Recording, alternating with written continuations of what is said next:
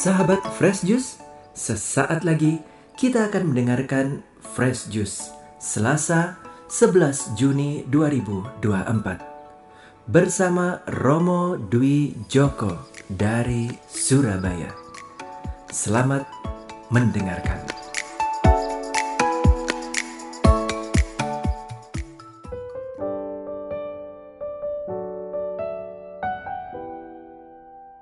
Para sahabat Fresh Juice yang terkasih, selamat pagi, selamat berjumpa kembali. Salam damai dalam kasih Tuhan. Hari ini Selasa 11 Juni, peringatan wajib Santo Barnabas Rasul. Kita akan mendengarkan bacaan Injil hari ini diambil dari Injil Matius bab 10 ayat 7 sampai dengan 13.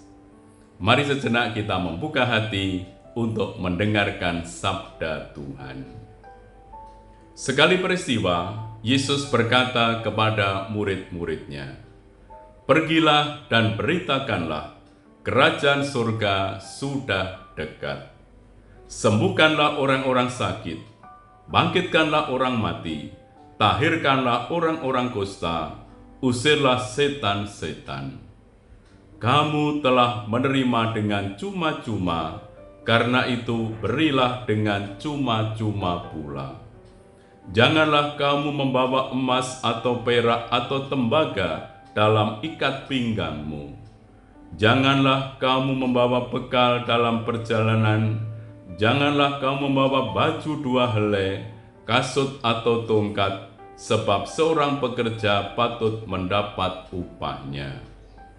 Apabila kamu masuk kota atau desa, carilah di situ seorang yang layak dan tinggallah padanya sampai kamu berangkat. Apabila kamu masuk rumah orang, berilah salam kepada mereka. Jika mereka layak menerimanya, salammu itu turun ke atasnya. Jika tidak, salammu itu kembali kepadamu." Demikianlah sabda Tuhan. Terpujilah Kristus. Para sahabat, melalui bacaan pada peringatan Santo Barnabas Rasul, saya mengajak para sahabat untuk merenungkan 3 hal dari keteladanan Santo Barnabas ini. Pertama, soal sikap lepas bebas. Yesus dalam Injil tadi memberikan perintah, "Kamu telah menerima dengan cuma-cuma, karena itu berilah dengan cuma-cuma pula." Nah, dengan iman akan Yesus, Barnabas tidak merasa bahwa sesuatu dari kepunyaannya adalah miliknya sendiri. Ia malah merasa hidup dalam kasih karunia yang melimpah-limpah dan memutuskan menjual ladangnya, lalu meletakkan uangnya di depan kaki rasul-rasul untuk digunakan sebagai milik bersama. Nah, para sahabat, jika kita bisa melepaskan diri dari kepemilikan duniawi dan menyadari penuh akan kodrat kita sebagai ciptaan Allah semata, seperti halnya segala sesuatu seringkali kita klaim sebagai milik kita, misalnya orang tua, anak, saudara, teman, harta benda, nama besar, posisi, jabatan, kemampuan, dan berbagai macam hal lain. Nah, kita di sini bisa meneladani semangat Santo Barnabas, si anak penghiburan itu. Itu juga berarti bahwa kita mengakui secara penuh bahwa Tuhanlah pemilik segala sesuatu yang kita miliki ini. Milik kita itu hanya titipan dari Allah. Semuanya adalah milik Allah. Dan kita dapat melepaskan diri dari sikap posesif dari harta duniawi.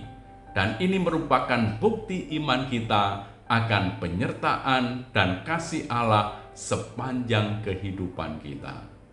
Kita bisa semakin menyadari bahwa Tuhanlah yang sesungguhnya yang paling kita butuhkan dalam hidup. Bersama dengan Tuhan, hidup kita akan sungguh mengalami kasih karunia-Nya yang berlimpah-limpah. Memang seorang rasul yang bersemangat miskin dan bermotivasi murni pasti akan diterima di mana saja, akan membawa damai kepada siapa saja yang dijumpai. Sebab rasul yang bersemangat miskin bukanlah orang yang memuja harta benda, berhala-berhala duniawi, tetapi sungguh mengarahkan hatinya hanya kepada Tuhan. Rasul macam ini tentu akan menolong manusia untuk bebas dari perbudakan dan berhala, mamon atau harta benda. Para sahabat, selain meniru Barnabas yang lepas bebas dari perkara kepemilikan duniawi, hal menonjol kedua yang patut kita teladani adalah tindakannya dalam menyelamatkan, mendukung, dan merangkul orang lain sebagai sahabatnya. Kisah para rasul memberikan kesaksian yang amat indah. Namun Barnabas menerima dia dan membawa kepada rasul-rasul serta menceritakan kepada mereka bagaimana Saulus melihat Tuhan di tengah jalan dan bahwa Tuhan berbicara kepadanya dan bagaimana keberaniannya mengajar di Damsyik dalam nama Yesus. Kisah para Rasul bab 9 ayat 27. Nah, tanpa Barnabas yang membawa dan meyakinkan Paulus di hadapan para rasul, mungkin Paulus saat itu akan hilang dari peredaran dan tidak akan dikenal seperti saat ini sebagai Rasul Agung. Hal ketiga, kita diingatkan untuk tidak menyusahkan diri dengan berbagai macam keterikatan dengan benda-benda ataupun harta milik. Singkatnya, hidup sederhana. Atau hidup sederhana itu merupakan bagian dari pewartaan kita. Sebab dengan hidup sederhana, kita melatih diri untuk tidak mengarahkan hati kepada hal-hal yang ada di dunia ini, namun terlebih kepada hal-hal surgawi yang merupakan tujuan akhir dari pejaran hidup kita. Dengan hidup sederhana, kita menanggalkan keinginan kita sendiri supaya dapat mengenakan kehendak Tuhan. Mungkin ini sulit dan tentu saja ini sulit. Dan ini menjadi perjuangan kita seumur hidup.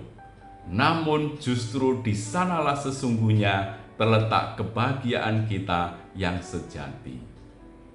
Maka para sahabat, apa yang sungguh sederhana itu selalu menawan. Yesus kepada Santa Faustina misalnya mengatakan, "Kesederhanaanmu lebih menyenangkan hatiku daripada semua mati ragamu." Maka kesederhanaan adalah hiasan terindah dari manusia, lebih indah daripada mati raga dan dari aktivitas-aktivitas gerejani. Maka para sahabat, mari kita belajar dari Santo Barnabas, orang baik yang penuh dengan Roh Kudus, orang yang sederhana dan penuh iman. Marilah kita mohon berkat Tuhan. Tuhan bersamamu dan bersama rohmu. Semoga Allah yang Maha Kuasa memberkati saudara sekalian, Bapa dan Putra dan Roh Kudus. Amin. Sahabat Fresh Juice, kita baru saja mendengarkan Fresh Juice Selasa 11 Juni 2024. Saya Yofi Setiawan beserta segenap tim Fresh Juice mengucapkan terima kasih kepada Romo Dwi Joko untuk renungannya pada hari ini. Sampai berjumpa kembali dalam Fresh Juice edisi selanjutnya. Tetap semangat, jaga kesehatan, dan salam Fresh Juice.